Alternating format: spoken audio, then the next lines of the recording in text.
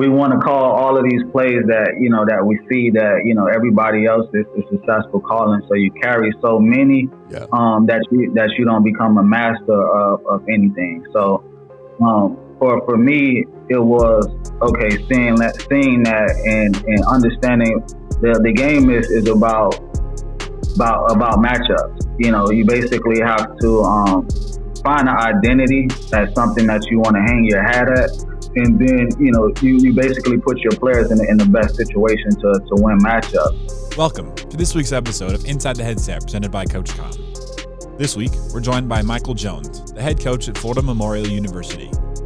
In this conversation, Coach Jones discusses his background in social work, how he helped build the FMU program, and how he recently became a head coach for the first time. But first, a word from CoachComm. Deuce left, check with me. If they're in quarters match, we're going to Pittsburgh or Ohio. They're in zero. Let's go Hippo, Seattle, wide choice. If we call the protection right, it's 6. When a play call is the difference between winning and losing, your headset choice could be your most important decision. When the call counts, CoachComm is the only choice for clear, dependable communication. Visit CoachComm.com for more info. We got it, guys. Good job. Follow Inside the Headset on your favorite podcast platform and subscribe to our YouTube channel for exclusive content. If you enjoyed this episode, please give it a like and leave a review. It really helps others discover the show. We drop new episodes each week, so hit that follow button and never miss a moment. Now, let's get inside the headset with Coach Jones. Coach Jones, what's going on, brother? How are you? Thank you. I'm doing good. Well, we're super excited about having you on. Congrats on a big time promotion here. We'll talk about it a little bit at the end of the podcast, and then also been nominated and winning the AFCA NAIA Assistant Coach of the Year award. So looking forward to talking about those things at the end. But before we get into that, I got to always start with, when did you know you wanted to be a part of this great profession? I think, twice, growing up, from a single parent household. My mom predominantly raised me, so it was my coaches who, basically was a great influence for me, picking me up for football practice, taking me to their homes to make sure I do my homework. So basically seeing how they did things, how they mentored, me as far as a youth, that made me want to eventually one day get into the coaching profession. And, when I got into high school, my high school coach, Nigel Dunn, James Coley, who's now the receiver coach at University of Georgia. I see how they moved in the profession. They were great influences on us. Some of the things that they installed into us, like shirt and tie Mondays, and basically prayer, Bible study on Wednesdays, just different things that they did as far as being a big influence on us as adolescents. I knew, and they always told me, like, hey, you have a high IQ. We see you as a coach. One day I was the team captain, and I was always just intrigued to sit in the meetings and to learn the whys as far as the game.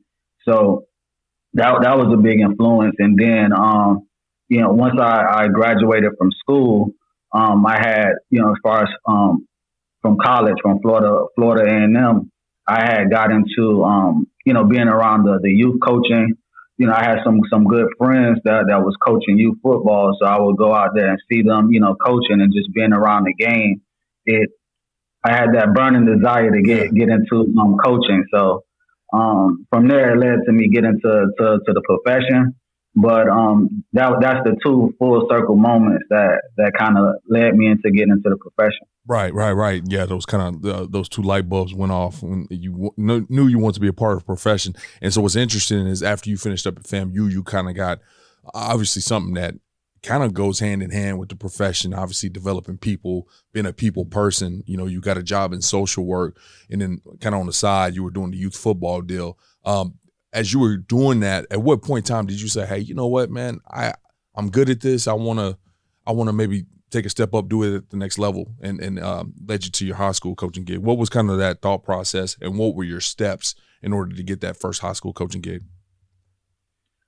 So like you mentioned, I had worked for an organization called ChildNet Inc. in Broward County, Florida. I started off as a child advocate, in which we serviced the abused, abandoned, and neglected population in Broward County. And after 3 years, I got promoted to a supervisor. So like social work, servicing the community, that's always been big for me. Like I said, I was from a single parent household, at risk, youth, growing up in the inner city. So I always wanted to give back and help, the youth when I had an opportunity to do so. But while I was working in social work, helping families, I also was coaching youth football, and anything I do, I give it 110%. So the passion behind it, coaching football, teaching the game. As a player, I was always big on fundamentals.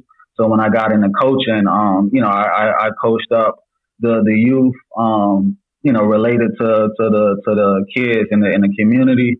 But I did really good, developing guys, coaching a position, and learning, as far as the game as a player, but as far as coaching, basically developing, going to coaching clinics, working, with different staffs. I started getting really good, and the guys that I was coaching with, one in particular, El Toro Wallace, he's the offensive coordinator for Chaminade High School. Coach guys like Jeremiah Smith, that's at Ohio State, and a plethora more of guys that made it on. He had, say, hey man, come coach with me in high school. So I ended up getting into the high school coaching business, and he had brought me on to one of the high schools he was at, and then I transitioned with him throughout my coaching career in high school. Yeah, it's funny as you kind of recollect on these stories, man, especially kind of where it all begins a little bit. How easy you kind of it flows off the tongue. Well, yeah, I just decided to get out my profession. I was doing well, and I was a supervisor in the social workplace. I'm thriving as a youth coach. How hard was that transition for you, just mentally? You're 20, I would imagine, 26, 27 years old, and you're sitting up here trying to make a pretty significant change, I guess, to go take that high school role, that high school job, needing a little bit more time, needing to go get certifications and stuff to be able to make that happen. What was that transition like for you? Well, I mean, I actually stayed in my career until I got here into Florida Memorial. But just while I was coaching high school, going to get the certifications, and basically at the beginning of every year, you have to go get certified as far as just basically the trends as far as what's going on with high school football. You get CPR certified, you get certified on concussions, and basically the proper use as far as playing the game. So we had to do that to stay up on our certifications, to make sure that we were on top of the safety of the players. Okay. So that was a seamless transition as far as doing that, because it was a requirement as far as coaching. Okay. And then, you mentioned you were able to kind of stay on in that role as with your day job as a social worker. I will ask, whenever you picked up the high school job, what kind of changed, I guess, fundamentally in regards to two things. One, the hours, right? Obviously, you got to be around probably at different times than maybe the youth deal, and daytime activities within the football team, Friday night games, Saturday morning, whatever you guys did as a program, Sunday, whatever you guys did as a program as a coaching staff. And then number two, what changed for you fundamentally when, like, now all of a sudden, I'm not saying you didn't have a structured playbook and all that stuff in youth ball, but obviously you got film, you got all these other things. Like, what was some of the changes that you had to endure from a coaching standpoint? I mean, the high school, the high school coaching job it was more detailed and, like you said, time consuming, because you have to game plan, you have to watch film breakdown of the other opponent. So, like, what I would do is, once I left work around 2:30, 3 o'clock, I would head to the high school as far as coaching meetings, and then player meetings, and then we had practice in the afternoon. But as far as the details of it, we had to do a lot of film breakdown, like scout your opponent, tendencies, going to games, to watch your opponent, and then you would come back and you would teach it to your players, to teach them how to watch the tape, what to look for, as far as the other opponent, and just getting them prepared for the games and stuff like that. But it was a great experience, and it helped, lead me into the college experience, because I was able to get a group of young men. When I was at Miramar High School, I assisted coaching the running backs there. And my mentor and cousin, Greg Moss, he's the assistant defensive back coach at Florida State. He told me, you played defensive back and receiver. A good thing for you to do is to coach running backs, because you can learn the interior in the box. And if you eventually want to be a coordinator one day, you need to know that. So that was a good experience for me, coaching at Miramar High School. I was able to learn the run game, protections, basically defensive movement, the defensive structure, and the interior. And then when I went to Miami Carol City, I coached receivers. I coached a 4-star receiver, Tyu Jones-Bell. He ended up signing to Alabama. He was the number 16th receiver in the nation. Coach Amari Johnson, he had signed with University of Central Florida. And I had several more, top tier receivers in my room. But just mentorship, for me, it's always been building the ultimate man, always wanting to make sure that I always teach life lessons on and off the field. So I think that was one thing that always been a good thing for me that set me aside is I always work to develop the ultimate man, making sure my players did well, not only on the field, but of course in the classroom and in the community. But yeah, the day-to-day stuff that I did, I aided the coordinator with, pretty much making sure that any way I can help with breakdowns as far as opponents, pass game, run game stuff, just being a support, always trying to do well. I have, planted my feet, and whatever the coordinator needed me to do, I would assist with it, no problem. And I always, like said, I was a student of the game, so I would learn, everything that they were doing, and being a sponge to it, and it led to so when I was at Carroll City, Coach Benedict Hippolyte, he's now the running backs coach at Florida International University. He, saw my work ethic, my passion for the game. So when they started this program at Florida Memorial University in 2019, he asked me to transition here, with him as an assistant quarterbacks coach. And, he wanted me to be a part of the program and give me a shot as far as coaching college football, because we had a lot of recruits that went on and signed to universities, but we didn't get those opportunities to get into the college sector and coach.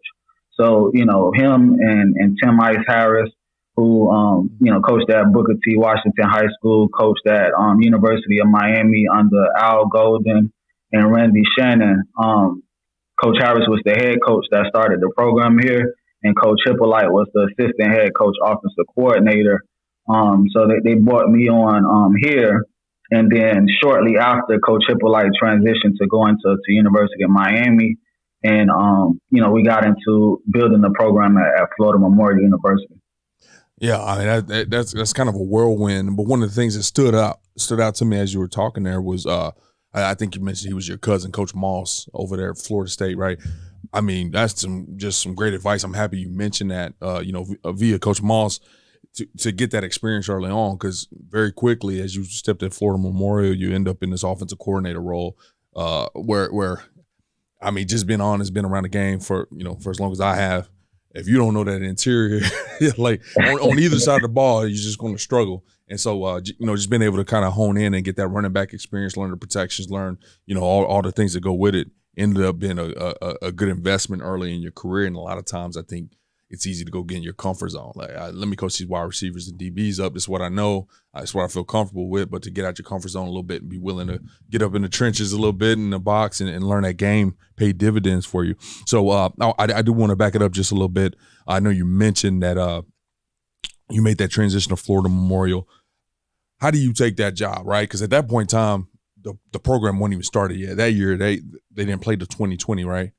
That was the first year. First year 2019 just a recruiting year. It was a recruiting year. 2020 was the first year. Yeah, and then obviously 2020 synonymous with the COVID stuff. So I'm sure that was wacky. How was that transition? And really those first 2 years where it wasn't any ball, and then I don't know what happened with COVID in regards to that, but I'm sure it impacted what you guys were trying to accomplish in that first year to some capacity. So what was that like for you to take the job and then get rolling on 2 interesting years?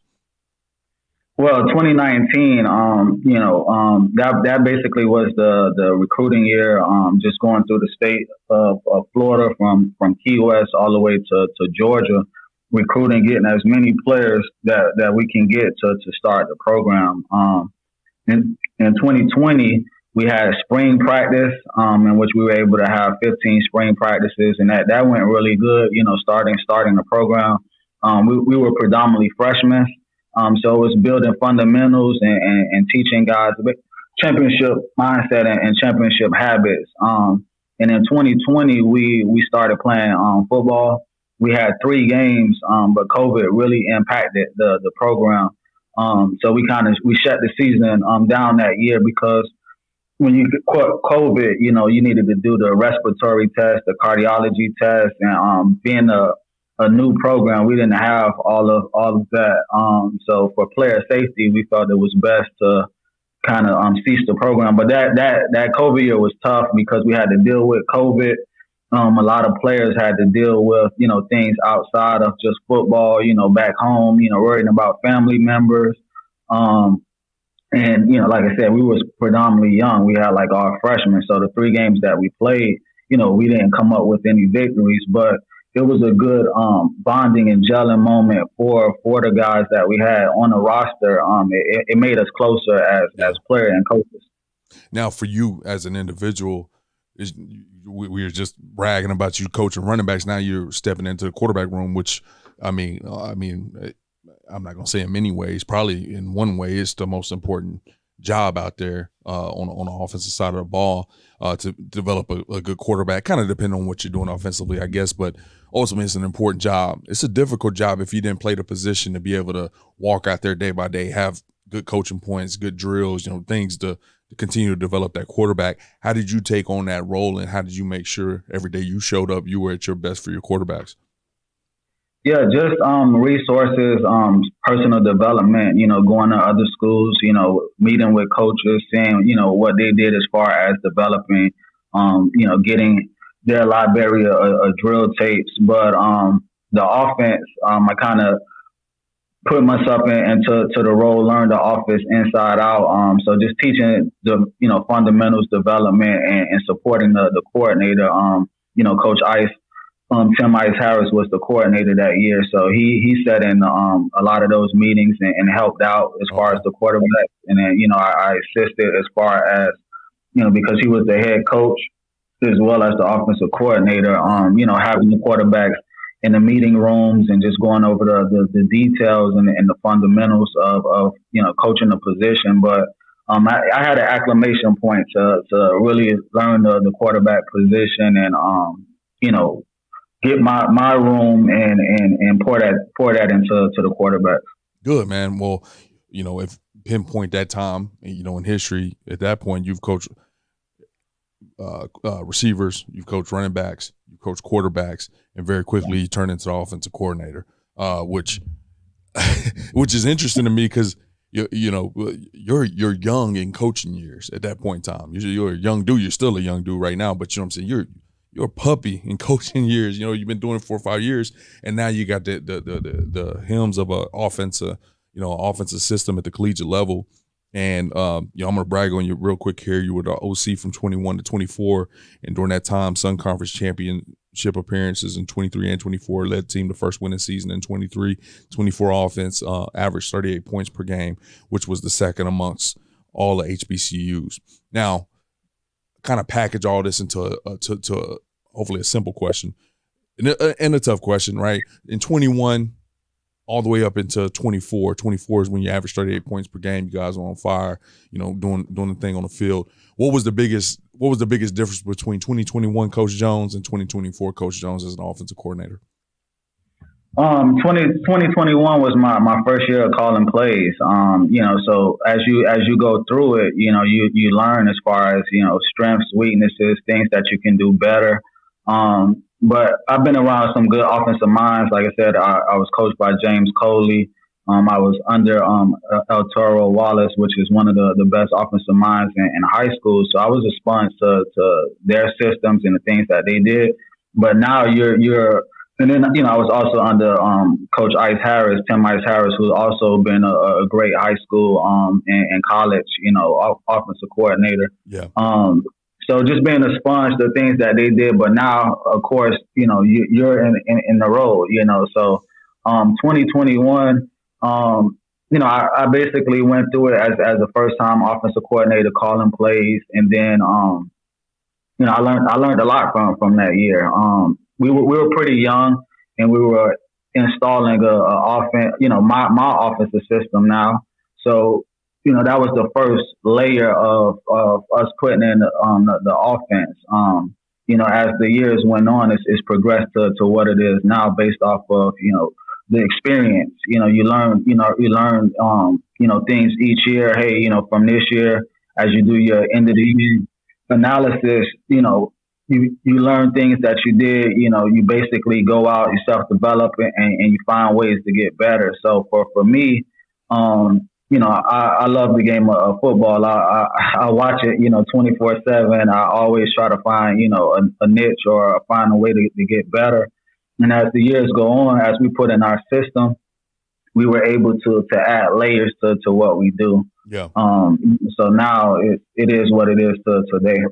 From an offensive system perspective, and once again, man, on this podcast, we don't really dive into the X's and O's, 'cause I don't want to expose your secrets or nothing like that. But at the same time, I would love to ask the question just for my own curiosity.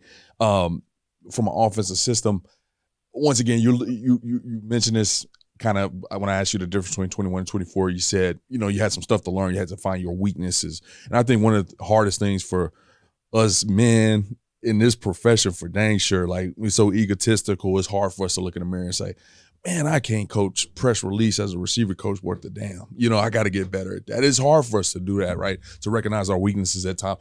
From an offensive system, not play calling, I guess, but from an offensive system, what were some of the big adjustments you had to make in that first year? Whether it's like, man, I'm carrying way too much stuff. Man, I don't got enough third down plays when we get in the game. What was one of those things in that first year where you were like, dang, okay, I gotta get better from an offensive system standpoint? Well, I think when we get the situation to call plays ourselves, like you said, sometimes we want to call all of these plays that that we see that everybody else is successful calling. So you carry so many that you don't become a master of anything. So for me, it was okay seeing that and understanding the game is about matchups. You basically have to find an identity as something that you want to hang your hat at. And then, you basically put your players in the best situation to win matchups. So we say players, not plays. How can I get my best guys the football, opposed to, trying to install all of these plays. And now you're having mental errors on game day, and, like your players is not grasping it, because it's not what it's what your players can, what your players know.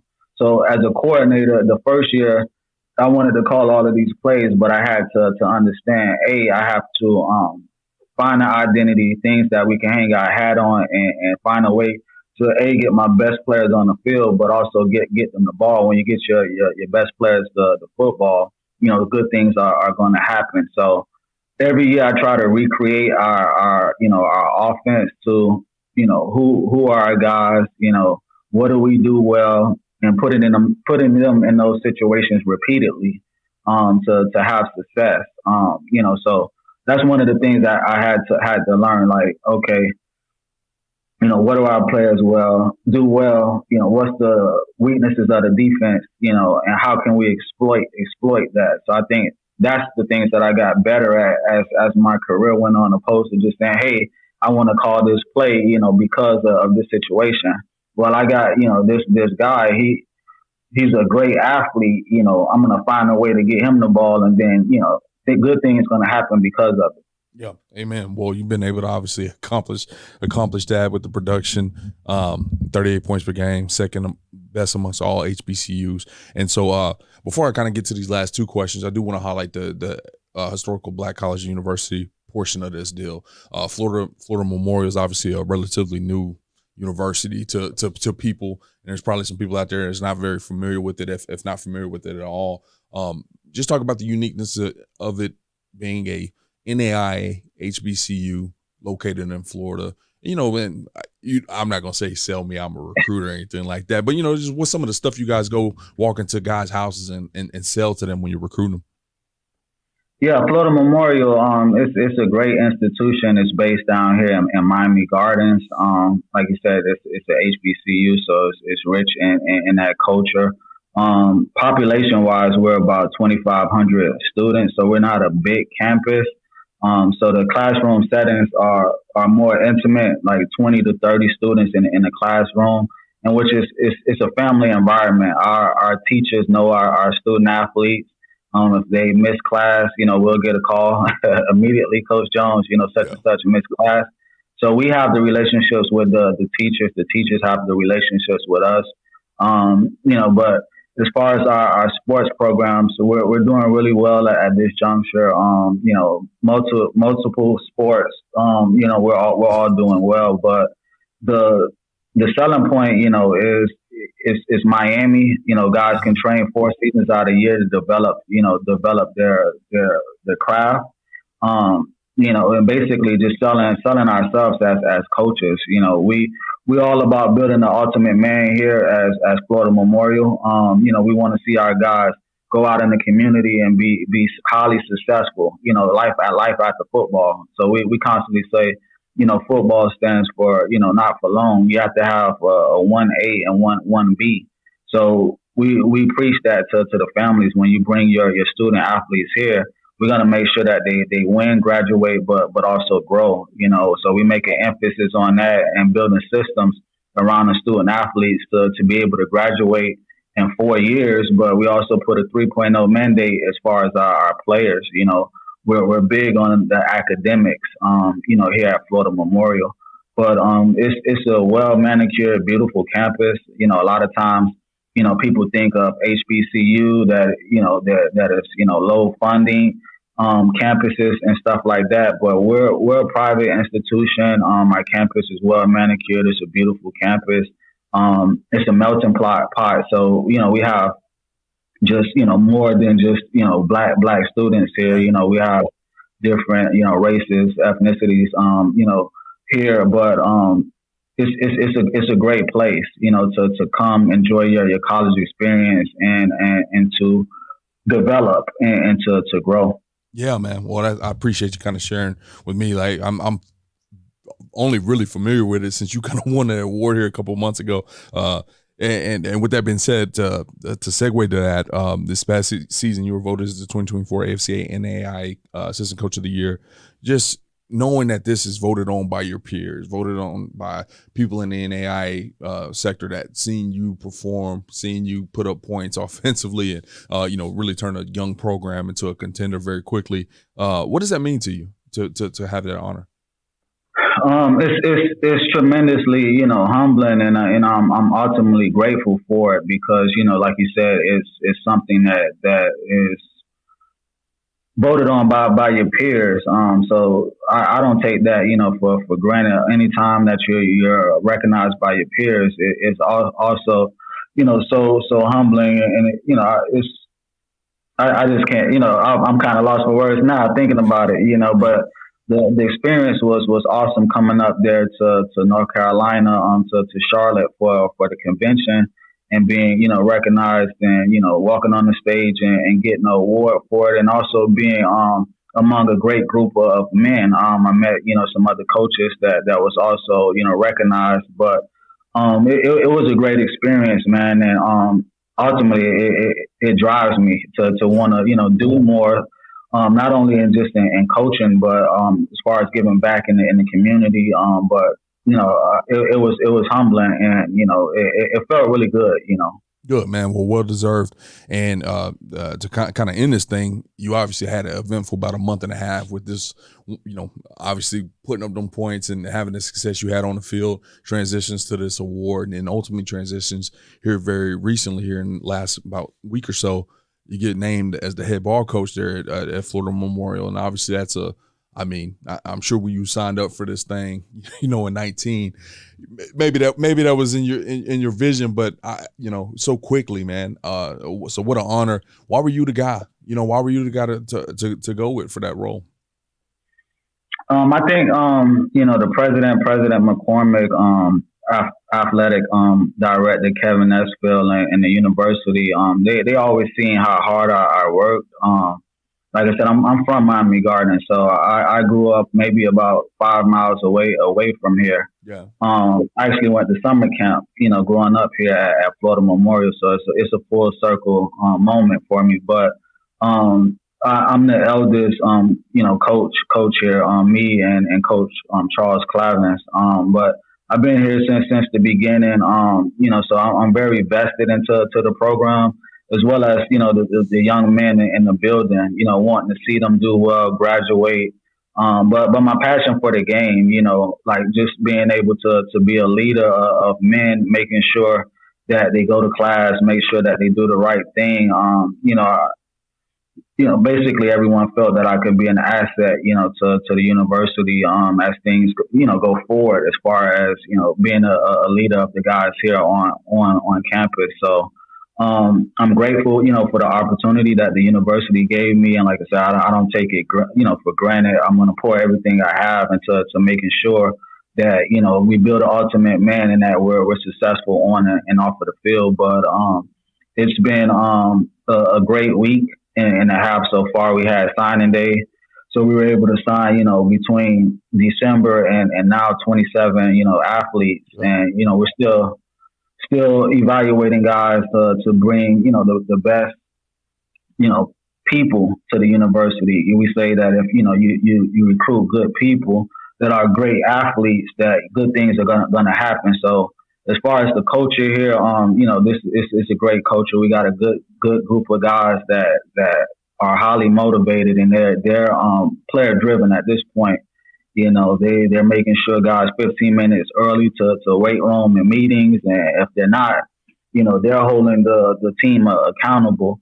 And they're making sure, like as far as the classroom, that guys are doing what they're supposed to do. So the culture is here. The culture that Coach Ice Harris started and Coach Rome started, and now I'm just carrying that torch. Amen. Well, we number one appreciate what you do, just as a coach in this profession. But I mean, what an honor it's got to be able to pour into the people in your backyard since you graduated from college, man. From the youth level to take it to the high school level, hit a couple high schools up and pour into, I know you mentioned that risk in some of those areas, and pour into some of those guys and help see guys fulfill their dreams to go play at the next level, and then come and do it at the collegiate level, and now be sitting in the head seat and have a real opportunity to touch a lot of lives on and off the campus, man. So keep fighting the good fight, brother. Before we let you go here, I want to give you the opportunity to share any social medias for either you or your program that people can keep up with what you're doing.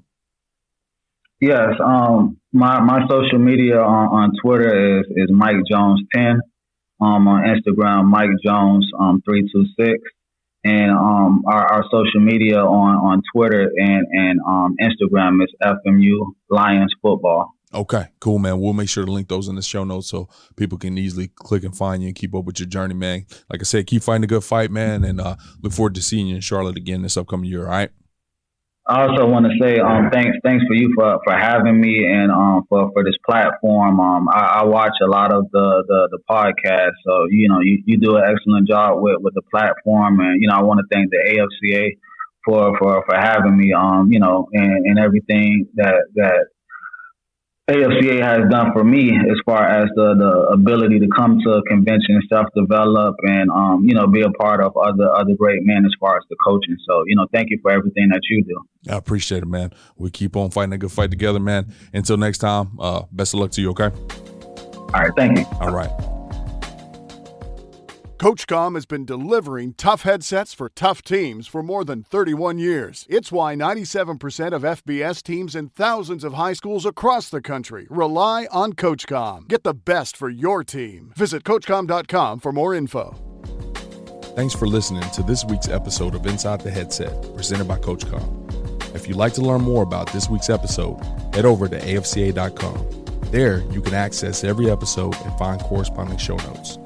Remember, you can catch every episode of Inside the Headset presented by CoachComm on wherever you get your podcasts, including Spotify, Apple, and YouTube. While you're there, we'd love for you to take a moment to rate, review, and subscribe to the podcast. Your feedback helps us improve and grow. Keep up with the latest news by following us on social media. Connect with us at Inside the Headset, and remember to tag us when you share your favorite episodes. For more updates on all things AFCA, be sure to follow the @WeAreAFCA social media accounts. If you're not a part of the AFCA community yet, visit AFCA.com to join thousands of NFL, college, and high school coaches nationwide and across the globe. Elevate your coaching game with an AFCA membership. You'll gain exclusive access to the annual AFCA convention, magazine, digital library, and AFCA Insider email. Stay up to date with the latest stories and news on the AFCA website. More than just a convention, the AFCA offers continuous education, guidance, networking, and more. Celebrate the past and shape the future with the AFCA. It's about fostering exceptional coaches who create outstanding teams and even better individuals. Invest in your skills and make a lasting impact today by engaging with the AFCA. Your journey starts here.